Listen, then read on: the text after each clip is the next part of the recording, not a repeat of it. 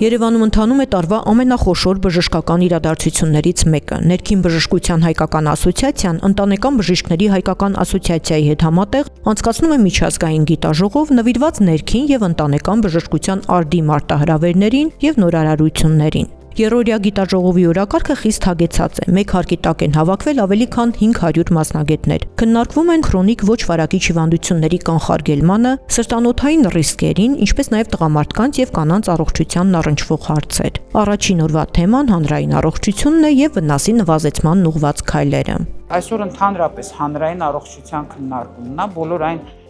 խնդիրները, բոլոր այն վնասները, որը մենք ունենք հանրային առողջությունում։ Սկսած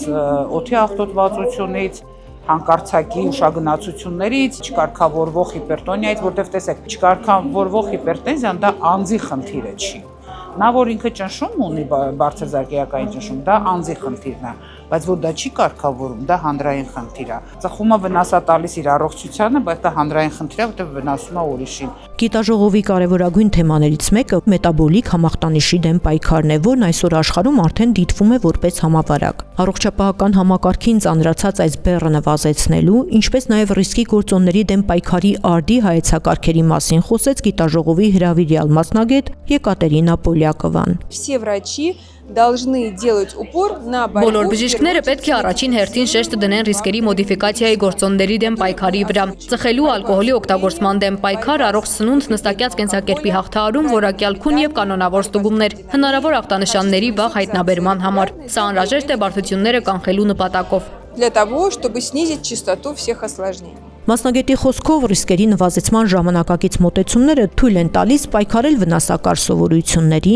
մասնավորապես ծխելու դեմ, նաև փուլային տարբերակով, անցումային կամ այլընտրանքային միջոցների օգնությամբ, նպատակ ունենալով ի վերջո հասնել լիակատար հրաժարման։ Особенно когда мы говорим о курении классических сигарет. Հատկապես երբ խոսում ենք դասական ծխախոտի մասին, որը պարունակում է հսկայական քանակությամբ ավելի քան 7000 վնասակար նյութ։ Այդ պատճառով ծխելուց հրաժարվելը կարող է զգալիորեն մոտ 30%-ով երկարացնել մարդու կյանքի տևողությունը։ Նույնիսկ եթե ծխելը թողնելը տեղի է ունենում փուլերով, օրինակ ծխախոտի տաքացման համակարգերի կամ նիկոտին պարունակող այլ միջոցների օգնությամբ, մինչև նիկոտին պարունակող բոլոր միջոցներից լիարժեք հրաժարվելը։ Носителей, содержащих никотин. Գիտաժողովի օրակարգը եւ ծխախոտի օգտագործման վնասակարության դեմ պայքարի նոր մոտեցումները մեծ հետաքրքրություն են առաջացրել նաեւ հայաստանյան առաջատար կլինիկաների ներկայացուցիչների շրջանում։ Առավելապես տպավորեցին այն զեկույցները, որտեղ առաջարկվում են այլընտրանքային ծխախոտային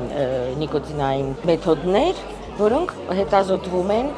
արտասահմանում եւ ապացուցվում է, որ շատ ավելի նվազեցված է նիկոտինի ազդեցությունը այդ դեպքում, քանի որ խեժը պակաս է ավելի եւ ծուխը չի ազդում շրջապատի վրա։ Հայաստանը համարվում է դեմոգրաֆիկ ծերացող երկիր, ինչը թելադրում է նոր մոտեցումներ ու ծերաբուժության, գերիատրիայի զարգացման հրամայական։ Այս տարի առաջին անգամ գիտաժողովի շրջանակում բարձրացվել է տարեցների հանդեպ խտրականության, խարանման եւ թաքնված բռնության խիստ արդիական թեման, որին անդրադարձել է Լամարա Մանուկյանը։ Այսօր մենք պետք է մտածենք նրա մասին, որպեսզի ապահովենք տարեցին արժանավայել ծերություն։ Իսկ արժանավայել ծերությունը դա որ կարմիր թել է ծերաբուժության, որ տարեցը լինի անկախ կողմնակի օգնությունից։ Այսինքն կարողանա ինքնասպասարկվել, ինքնավարել,